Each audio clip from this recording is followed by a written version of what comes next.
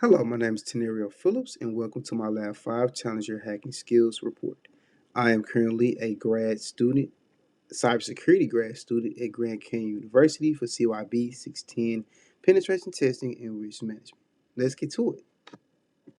Okay, here's some goals and objectives. Identify the process and reasoning behind penetration testing and why it is a valuable tool.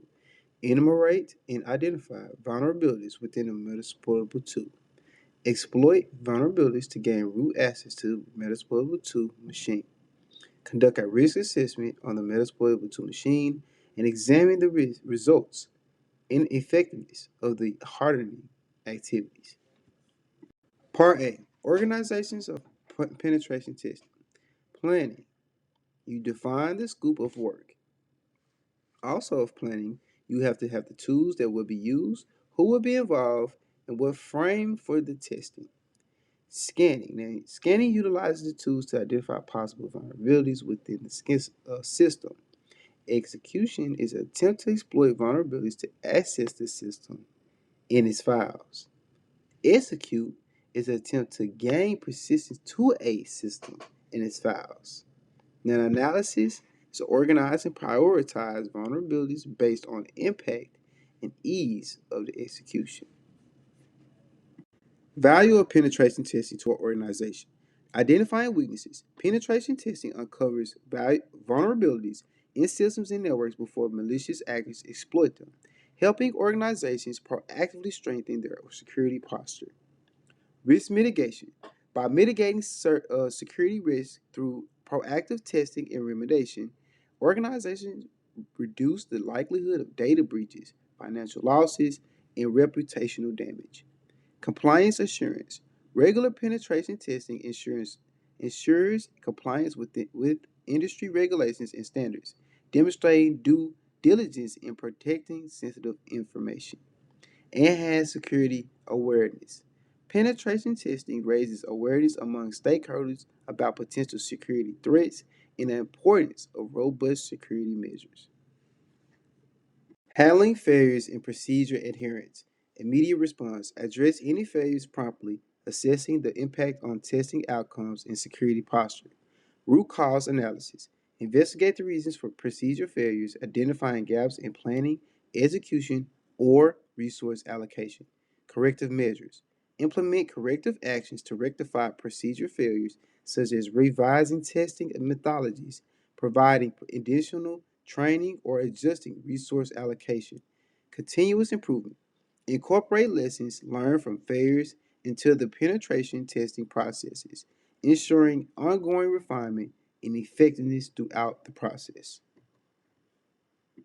Part B, Nmap scam. Now we did an Nmap scam of 192.168.56.10.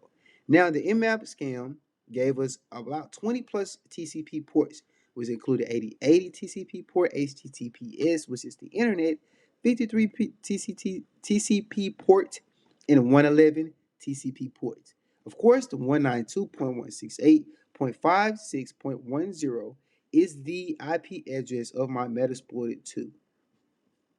Here is my Nikto scan dash H192.168.56.10.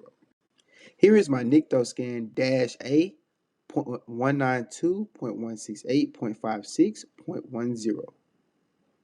I also had an Nmap scan of dash S capital V 192.168.56.10. The dash SV is stands for service Nmap service scan.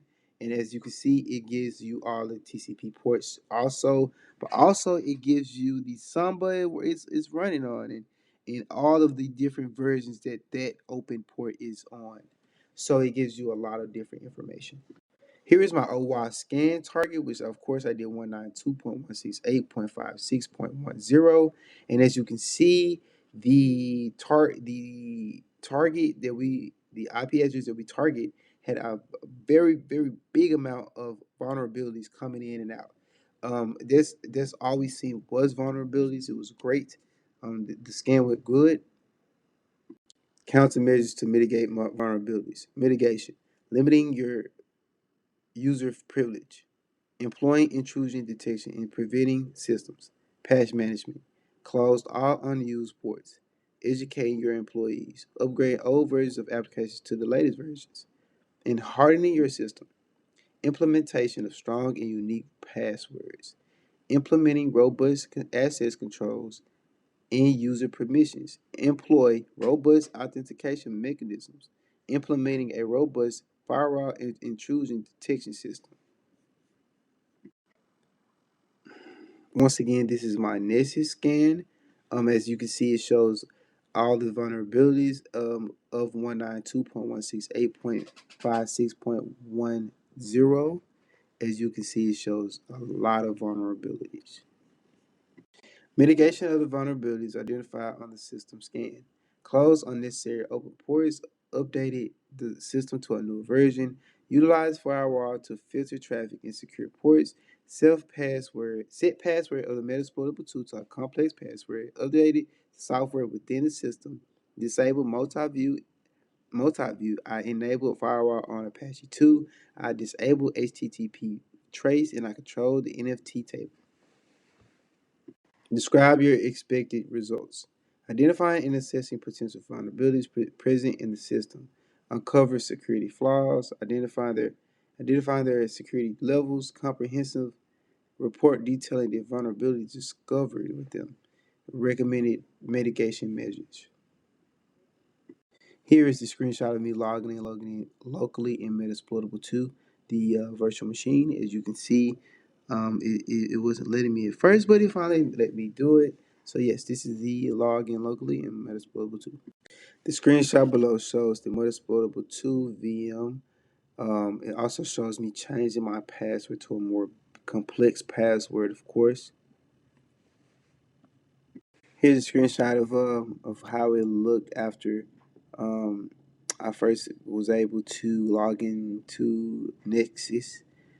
These were the examples. How are your expected results different from your actual results? Well, here's one of those vulnerabilities we were able to find in the Nexus scan and on the Nexus account. Is of Samba, of course. As we just seen from our IF configs of Samba 2.2.8 colon is nice. Here's another vulnerability. Is ill certificate cannot be trusted. Basically, just another vulnerability. Lessons learned from hardening your system. Importance of implementing strict access controls and user privilege management. Adoption of principle of least privilege management. Prioritize ongoing security awareness. Importance of regular updates and patch management. Explain why you chose to implement the changes you did. Well, of course, cost and expendicy and criticality was the reasons why I chose.